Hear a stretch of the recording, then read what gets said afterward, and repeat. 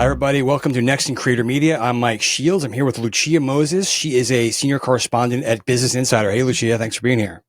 Hey, Mike. It's great to be here. Lucia and I are old colleagues from Adweek, probably a decade ago or so. So I'm really excited to connect with you and talk. Lucia covers everything from Netflix to YouTube to podcasting to the Hollywood changes going on. So great time to talk to you. I wanted to ask you about you had a story this week about a lot of people have been wondering, the Netflix YouTube clash that maybe people didn't expect is becoming real. What does YouTube what does Netflix need to do about things? Do they need to engage with the creator world at all or not?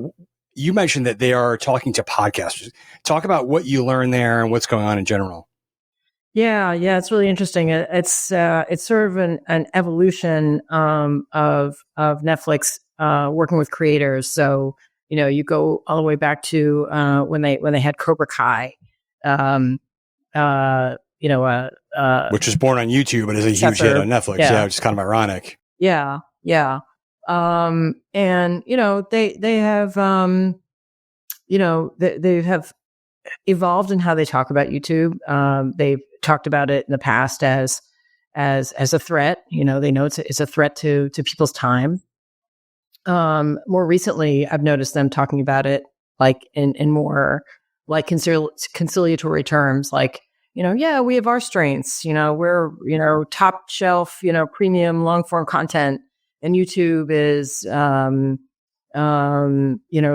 shorter form. And, obviously, YouTube doesn't pay for its content. It doesn't have a $17 billion. Subtly saying that's a lesser thing.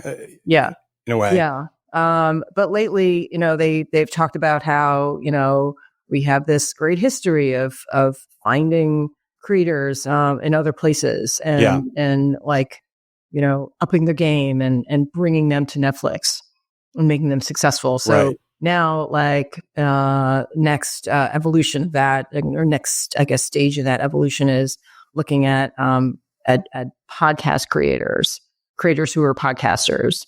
And thinking about how they could work on Netflix as they take another stab at the idea of like the talk show on Netflix. Right. Because do you think that is there thinking that while you could take a creator, there's a million kinds of creators on YouTube, but that might not translate so well. Some of the formats might not translate as well as a podcaster might, where it is very talk showy. It's looser than maybe Letterman or something, but it might work better on that platform than other things.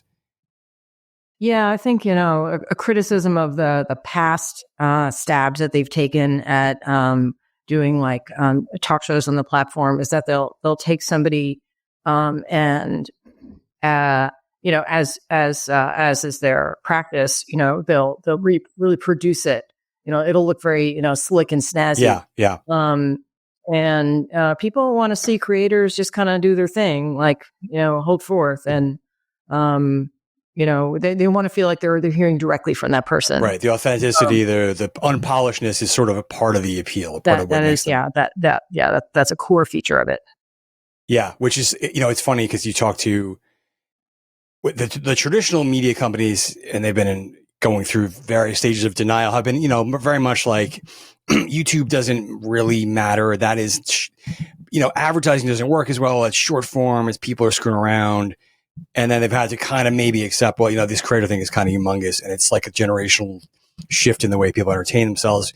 It had to catch Netflix a little bit by surprise because they were they're doing great. Like, it's not like they're struggling. They've been so ascendant, but YouTube all of a sudden on the television is passing them quickly.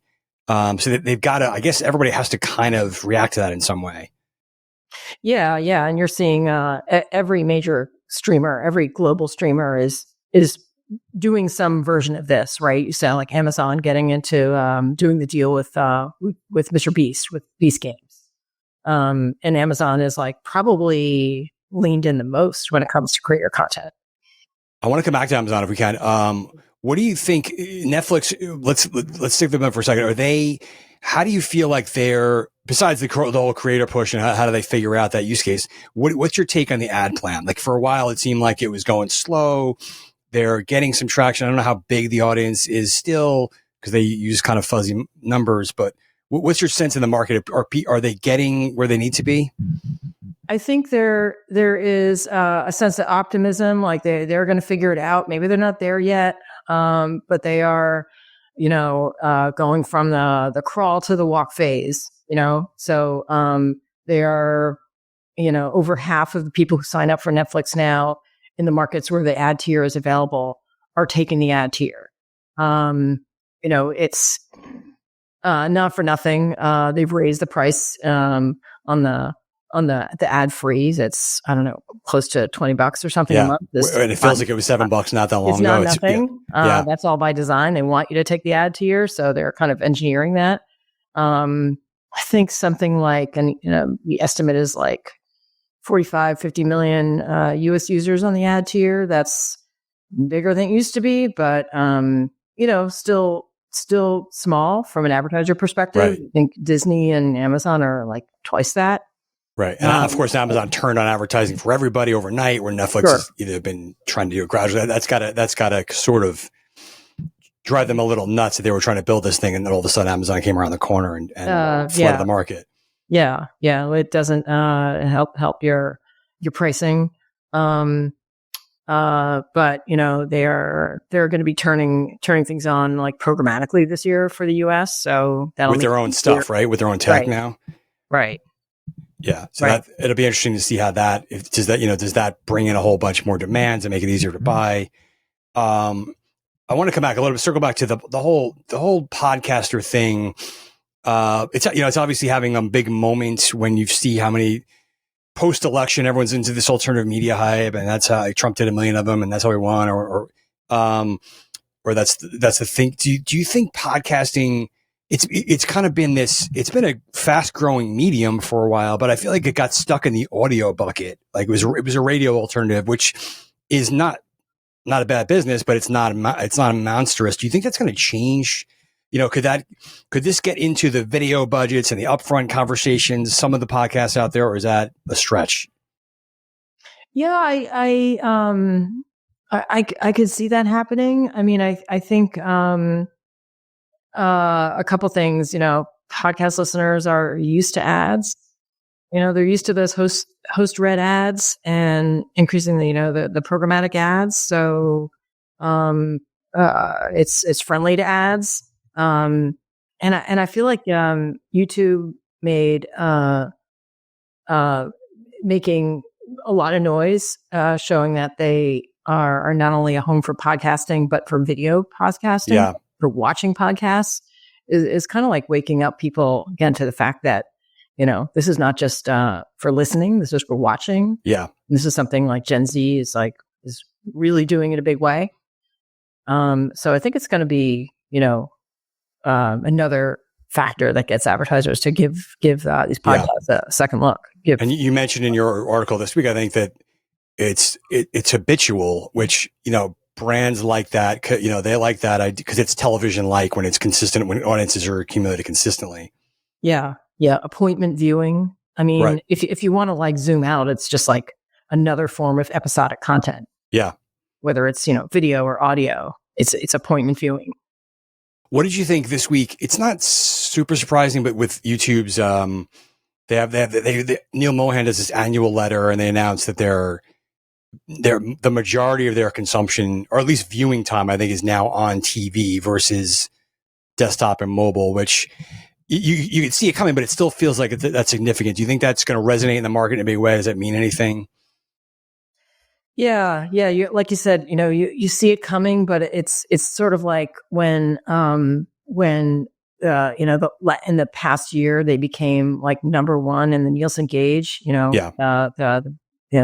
Getting the biggest share of TV viewing.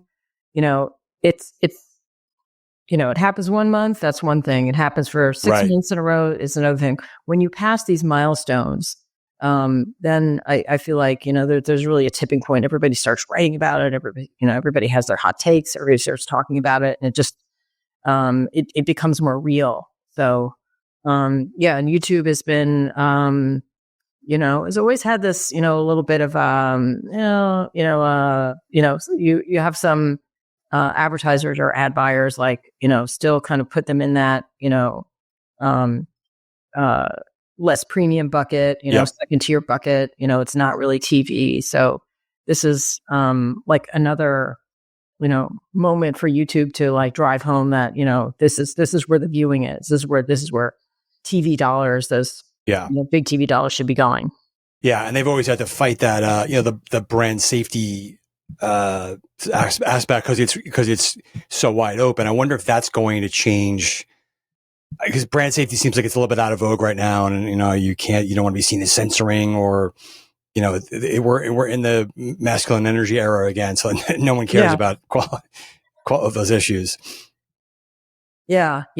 It makes it easier for them to make that argument, right? Right. To dismiss those concerns. Yeah. Although there's two kinds of brand safety. There's the really terrible stuff like, Nazis and hate stuff. And then there's just the, it's not appropriate for our brand because it's like, cat videos or we have different really values, amateur stuff. It's not slick enough. It's not premium enough. Right. Nobody's getting hurt, but yeah. Come back to Amazon. You mentioned Beast Games. It's been kind of fascinating, like, because you wrote about. I'm of two minds of this, and I don't know. It's hard to tell how big it is. It's if you look at some of Amazon's numbers, it's impressive. Mr. Beast tweets about how it's number one in all these markets. I don't know that it's like a cultural phenomenon that you might have expected. I don't know, but you're seeing Hollywood look at that and say, well, we want to get our own version of that. So what's your overall take on this Beast Games experiment where it is now? And then why is Hollywood trying to replicate this? Yeah, it's like, back to what we were saying about Netflix. These, big global platforms, they need more stuff, and they need, the stuff that's popular with young audiences. And they see the rise of YouTube as a force in TV viewing. And they have realized that there's all this viewing going on over there, whether or media, consumption, whether it's like listening to podcasts or playing video games or watching creators, and, they would be, foolish to ignore it. Right. So I think, the Amazon, and Beast Games, phenomenon, the interest in, by the streamers and working with creators, has been going on for a while. Obviously the Amazon, getting the big, $1 million, deal with him is, really puts it on the road, on the map. It'll continue. And, I think, what's holding it back is there's still this, thinking among the legacy studios that, there's still a little bit of a discomfort level with working with creators, who, want to own their own stuff and want to they've had control for their whole career. It's very different. Totally control everything. And they're not, let's face it, Mr. Beast is in a class by himself. There's him and everybody else. Right. There's no other Mr. Beast. There's only a handful, I guess, of creators who really have what they want, or what they call like billboard quality. Right. Right. He was on Good Morning America. Billboard, no explanation needed. Right. Exactly. So I don't know how many other kinds of deals are going to be in that territory is a good question. And I'm sure plus a lot of traditional media companies, first of all, they're in a tough spot right now, but they also have scars from the previous era when they bought MCNs and they invested in creators and it didn't work. So I'm sure there's some hesitancy there. I want to shift gears a little bit. What you've been writing about Disney recently, they had a pretty interesting earnings numbers recently where they're in a good place profitability wise, but Disney Plus is losing some subscribers. But then you also wrote about what's going on with their sports plans. What analysts make of what they're doing? Where they made the FUBU deal, they're going for, they're talking about other bundles, but then they're also going to get ESPN on its own. What's your take, and what's the analyst community saying about there? Yeah, it's to your first point, it's tricky. It's like I think it shows that it's hard to have profitability and streaming growth. Yeah. At the same time. It's one or the other. And, everybody, Wall Street wants them both. Yeah. And is that going to bite you in the end at some point when Disney Plus is not putting out as many shows? So it's maybe more profitable, but I don't know if it's getting the habit you always talk about. Yeah. Yeah. And if you add up Disney and of course I have Hulu, it's still smaller, way smaller, than Amazon. Well, way smaller. Well, maybe it's about the same as Amazon. It's still like half the size of Netflix. When you think of like what Disney occupies in your headspace, I know. No, it's half. And you look at the gauge numbers; it's never in the same territory as some of those big guys. Yeah, yeah. Now Disney, like as a overall distributor, is the whole company is the biggest. Or about neck and neck with YouTube. But, if you're just talking about Disney Plus, where they think their future growth is going to come from, that's, we're starting to show some profitability. That's great. But then to your point, what about growth? Sports is, it's suddenly become like very complicated this year. A lot more options for sports fans. And I think if you're a hardcore fan, you have it figured out. Like, we're a YouTube in the YouTube Live household here. But if you're a more casual fan, it's where do you go? There's all these skinny bundles now. You have Disney with its Fubo deal, right? Live with Hulu Live content. They're still talking about their flagship ESPN app coming out in fall. And that's why they're starting to get more questions about like, well, how do you explain the strategies? How is it not going to be confusing for viewers? Yeah, I find myself confused. I am a pretty big sports fan. I'm always trying to think about what makes more sense. And I'm still hanging on to the cable because I have my local teams, and I'm thinking about there's the Gotham app. Would it make sense to get ESPN and YouTube TV? And at a certain point, it's kind of insane. And I know there's a new bundle coming along for one of the satellite guys. I don't know if that's going to get any real traction because all these things feel incomplete in a way.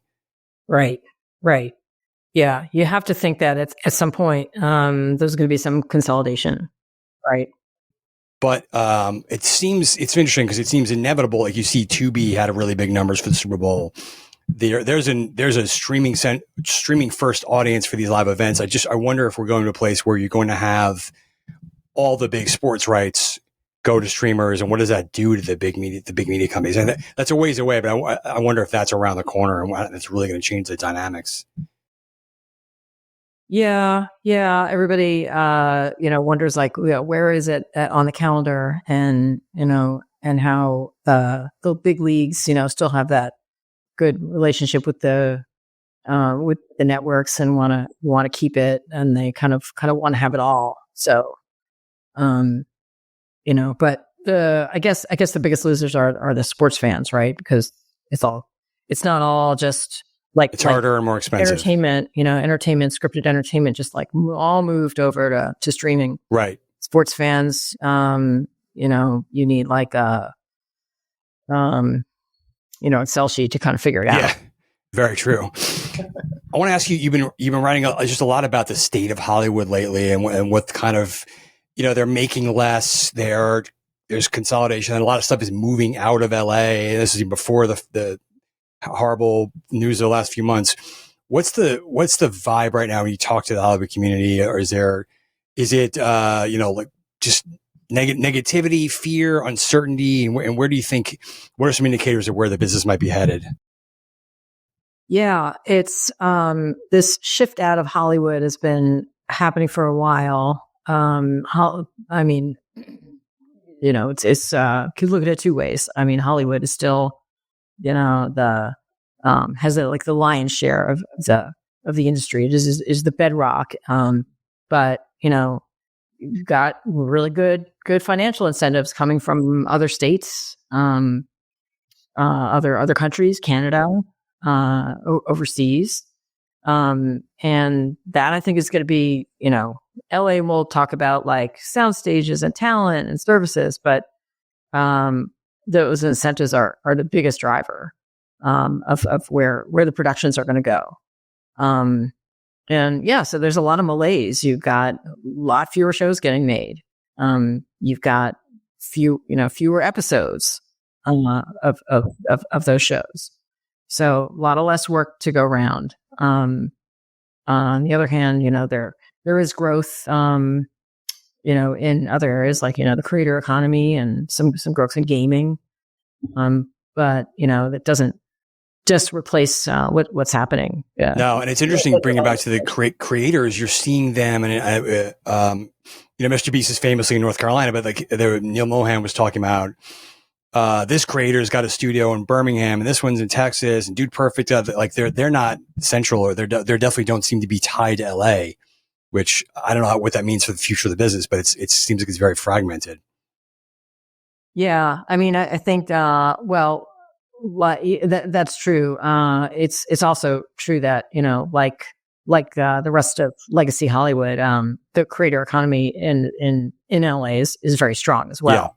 Yeah. But for sure there is a strong narrative about like the Dude Perfects and others setting up shop in other places.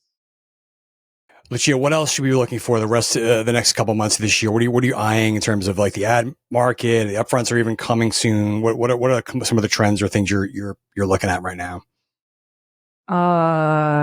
Yeah, just oh shoot. I'm putting you on the spot here.